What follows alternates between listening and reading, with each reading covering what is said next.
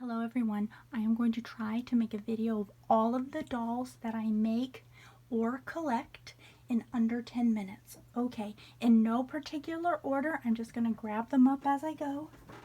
Let's see here. First, can never get enough of composition dolls. This is a Bubbles with a handmade dress from a friend, a very good friend. A Horseman Billiken. People are always like, what is that? I'm like, I don't know how to describe it to you. It is a billiken. If you don't know what it is, I don't know how else to explain it to you. So I love anything weird or unusual. And that guy is just the cutest. He is adorable. Now these are kind of a little bit, these are also unusual.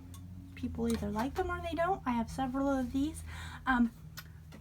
I have so many people who've given me porcelain dolls, and porcelain dolls are a dime a dozen, and I really feel as though we are making so much trash, so anytime I can reuse something, I will do it. So these doll heads are actually mine. I made the doll heads. These are little pumpkin headed dolls. This one's a witch. I use air dry clay for that. My main thing I like to use is polymer clay, but for this, air dry clay is the best. And then I sew their little outfits. So basically I get a porcelain doll, the outfit and usually the wig gets taken straight off, and then I make a new head for it. I do reborns. This is an Ashton Drake doll. This was what I would call lightly, finger quotes, lightly reborn. For all the reborn community that's going to put in the comments, that's not a reborn. This is a darling baby. I just got him this outfit, and he is not finished yet. He is going to get a new hairdo pretty soon. I'm not comfortable with selling them. I make them for myself and I make them for gifts. So my main thing are polymer clay fantasy art dolls, like this one. This is a fairy. This fairy's already been purchased and will be on her way to her new owner tomorrow. Here's another fairy. And those are hand sculpted from scratch. There's no body parts to put together for that. That starts with soft clay, for anyone who knows about polymer clay. Where else? What else here? Oh, this is my little character doll, little grandpa doll. He's got a little Valentine. Everything in my studio either has a Valentine or flowers or a heart, because it's all decorated out for Valentine's Day. And where did my little boy go? Here he is. This little guy is just a head right now. I have to sculpt his body, or fabricate his body and sculpt his head, his hands, and his feet. But he has his little head. He's a fawn. Okay. And then I also build doll houses. I customize them, but mainly I start from kits. And then this is a doll I made from polymer clay, a little baby and a mom that just dropped onto the table. The couch is store-bought, but when I do my doll houses, everything inside of it is made by me if I can make it. If I can't make it, then I go ahead to buy it. So furnishings, anything. This is a doll that you can purchase on the shelf now. Of course, it doesn't have this face paint, does not have this hair or outfit. I did this because I am a big David Bowie fan, and I'm actually making one of these for a friend. Was going to be a surprise, but I can't keep surprises because I'm awful at that. I also collect Funko Pop dolls. Here's my Jareth. Labyrinth is one of my favorite movies. And this doesn't necessarily go with it, but I do have a display of all of my Labyrinth themed items. And this is a Ludo that I sculpted and created. And these should have been together. These are a gift from my friend Carla. These are Funko Pops as well. Collect trolls. I actually have baby trolls from 1980 on the way, so I'll be doing a video of that soon. But these are Zelfs, created by my friend Amber and given to me by my friend Amber. Let's see. This is a ball jointed doll. She's actually my only ball jointed doll. She was very expensive. so I may add to my collection later. Her wig and her outfit were sewn by me. Her face up was by my friend Nikki. And my friend Nikki also did the face up on this. I love Monster High dolls.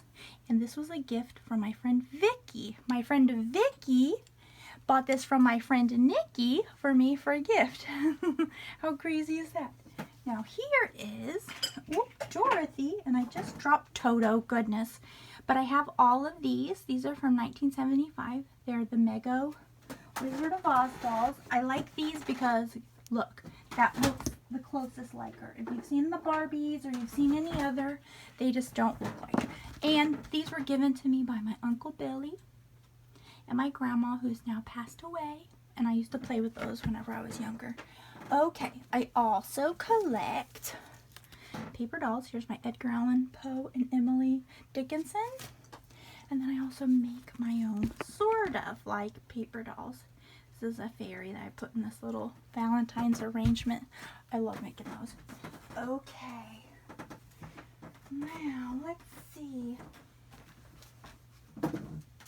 Cloth dolls. This is a Lizzie Borden I made after I came home from staying the night at the Lizzie Borden bed and breakfast. I also cut silhouettes that my neighbor, who was doing it for years, showed me how to do. That is Lizzie Borden. So I don't really know what to, that is a collection. It's not technically a paper doll, but whatever. It's a doll if I want it to be a doll. I also collect monkeys. And this is actually a puppet. I collect puppets too. So he's got a little Valentine's tree. And any type of bears. Bubbles was actually supposed to be holding that. So they could be modern. I don't have any antique bears. This is an older Winnie the Pooh. I believe one of my kids had. The felt on the nose is worn out. And I sewed a little plush heart for Valentine's for it.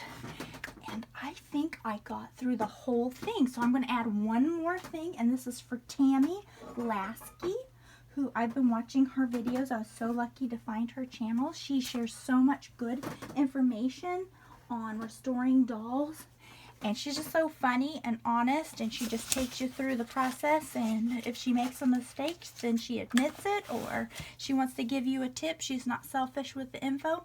She was talking about making a video about doll love. So these are all, or some, of the types of dolls that I love.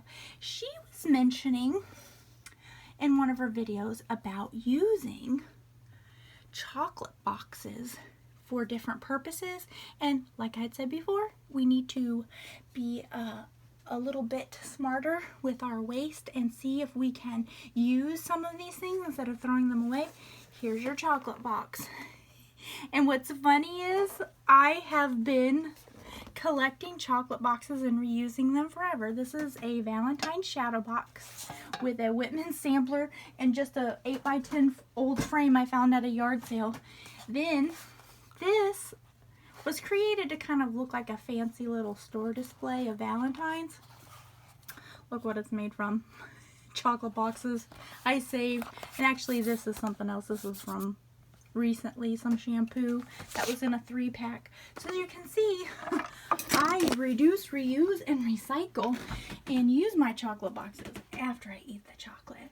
So here's a little bit of my studio, and I'll be posting a little bit more. If there's anything in any of this video that you want to see more of, because this is just the tip of the iceberg, please let me know and I will post more about it. Just let me know in the comments.